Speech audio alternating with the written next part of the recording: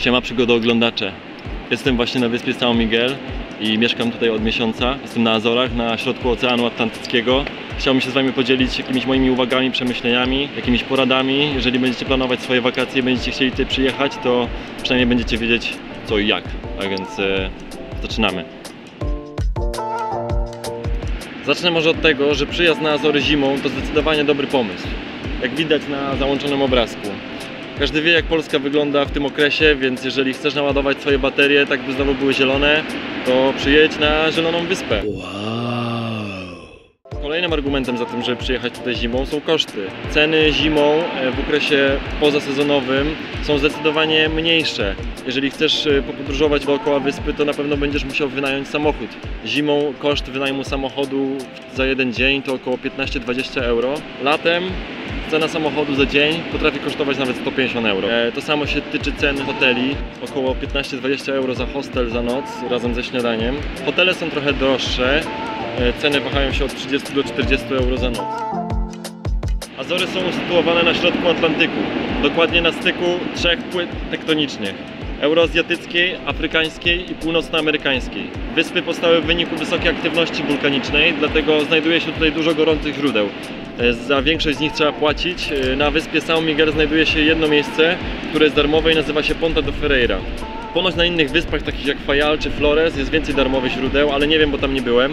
Ceny za taką przyjemność wahają się od 3 do 10 euro, a moim ulubionym miejscem na São Miguel jest Poca de Dona Beja w miejscowości Furnas, tak więc polecam. Przez to, że jesteśmy otoczeni wodą, na wyspie panuje bardzo duża wilgotność, ale to naprawdę bardzo duża. Nieważne jaki papier toaletowy kupisz, zawsze będzie miękki. What? Upewnij się, że miejsce, w którym zostajesz, jest wyposażone w elektryczną suszarkę do ubrań, bo to może nieraz Ci uratować skórę. Na wyspie jest bardzo dużo wodospadów i rzek. Nie kupuj butelkowanej wody, tylko weź ze sobą butelkę, bo jesteś w stanie ją napełnić wszędzie. Czy to w rzece, czy pod wodospadem. W miasteczkach są też wszędzie kraniki, tak więc weź swoją butelkę. Porozmawiamy teraz o pogodzie. Niezależnie od tego, czy jest słońce, czy nie, warto zawsze mieć ze sobą kurtkę albo odzież termiczną. To naprawdę może nieraz uratować Ci skórę. Pogoda na wyspach jest bardzo nieprzewidywalna i potrafi się zmienić w ciągu jednego dnia kilkukrotnie. Weź ze sobą kurtkę i odzież termiczną na każdą wycieczkę. Mimo iż São Miguel jest największą wyspą Azorów, to tak naprawdę jest bardzo mała. Z jednego końca wyspy można się dostać na drugi koniec wyspy w około godzinę samochodem.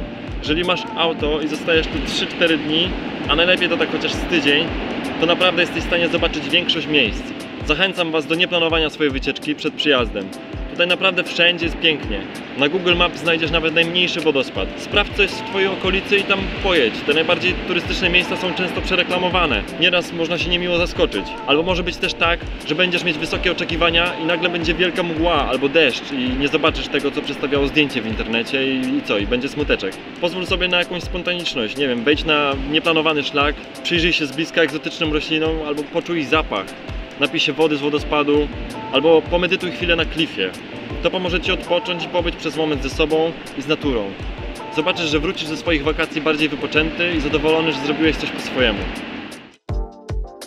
A jeżeli masz trochę więcej czasu i chcesz podróżować tanio, tak jak ja, to rozważ opcję podróżowania po wyspie autostopem, bo naprawdę działa to tutaj bardzo dobrze. Lokalesi są super mili i chętnie biorą turystów. Tak więc jeżeli chcesz zacząć albo nigdy nie próbowałeś, to jest dobre miejsce do tego. Przy okazji możesz się dowiedzieć czegoś ciekawego. Ja na przykład dowiedziałem się od jednego gościa, że jest 9 krajów, w których się mówi w języku portugalskim. Jeden z tych krajów to taka mała wyspa, która jest przy Indonezji i nazywa się Timur. I ja tego na przykład nie wiedziałem. Najczęściej reklamowane atrakcje turystyczne na wyspach to zwiedzanie plantacji herbaty czy ananasów. I spoko, polecam jak Cię to interesuje, ale dla mnie prawdziwe złoto tego miejsca znajduje się w terenie.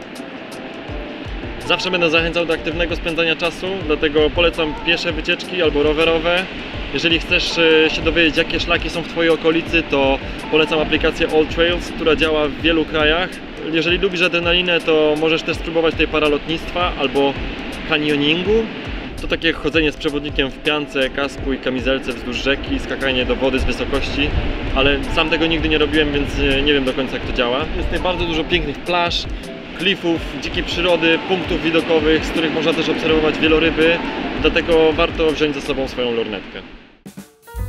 Nie mógłbym nie wspomnieć też o jedzeniu. Na wyspie jest bardzo dużo dań z mięsem wołowym, owocami morza i rybami. Głównie są to smażone dania, podawane często z ziemniakami, warzywami. Koszt takiego obiadu w lokalnej restauracji, w której stołują się Azorejczycy, to tak 10-15 euro.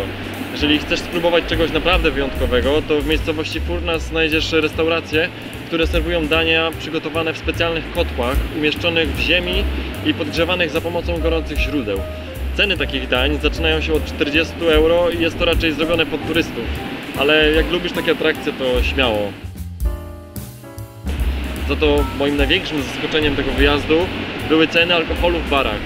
W małych miejscowościach takie małe piwko, 330 ml, w lokalnym barze potrafi kosztować, uwaga, 1 euro. A kieliszek domowego wina to koszt około 1,5 euro. Kawa zaczyna się od 60 centów. Przyznam, że takich cen to nie widziałem nigdzie. Przy okazji warto wspomnieć, że na wyspach nie da się kupić tytoniu do skręcania papierosów. Dlatego jeżeli palisz skręcane papierosy, to przywieź tytoń ze sobą. A jak już mowa o tytoniu i papieroskach, to należy wspomnieć o życiu kulturalnym wyspy, które jest dość bogate. W Ponta Delgada można spotkać wiele muzeów, galerii mniejszych, większych, a także są sale koncertowe i bary, które tętnią życiem. Polecam Muzeum Carlosa Machado, które mieści się w klasztorze, galerię Magma, która jest też salonem tatuażu, albo Centrum Sztuki Archipelago w Ribera Grande. Jeżeli ciekawią Cię inne miejsca, to polecam sprawdzić też taki mały magazyn Uzin. Prowadzi kalendarz wydarzeń i jest pięknie wydany. Promuje niezależną kulturę. Na koniec należy wspomnieć, że São Miguel to wyspa krów. I bardzo często pachnie tutaj krową. Jeżeli Twój nosek jest wrażliwy na zapach obornika, to przygotuj się na to, bo może być to dla Ciebie trochę zaskoczenie. Poza tym jest tutaj też bardzo dużo dzikich ptaków, psów i kotów. Koty najczęściej przesiadują na punktach widokowych, więc jeżeli podróżujesz samochodem i masz miejsce w bagażniku, to weź ze sobą trochę karmy. Na pewno kotki będą szczęśliwe, a może pozwolą Ci się też pogłaskać i wtedy będą wszyscy szczęśliwi. To by było na tyle. Dziękuję za uwagę i mam nadzieję, że te informacje pomogą Wam w jakiś sposób zaplanować swoje wakacje trochę lepiej.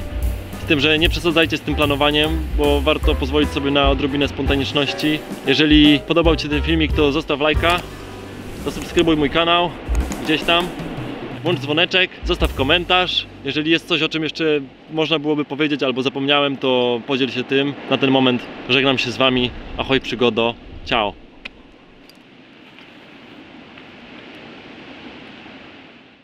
A ja jestem na środku Oceanu Atlantyckiego. Canyoning. Jest to... I nagle będzie wielka mła i nie... Najpierw... Przygoda, przygoda, przygoda, przygoda, przygoda TV, przygoda TV.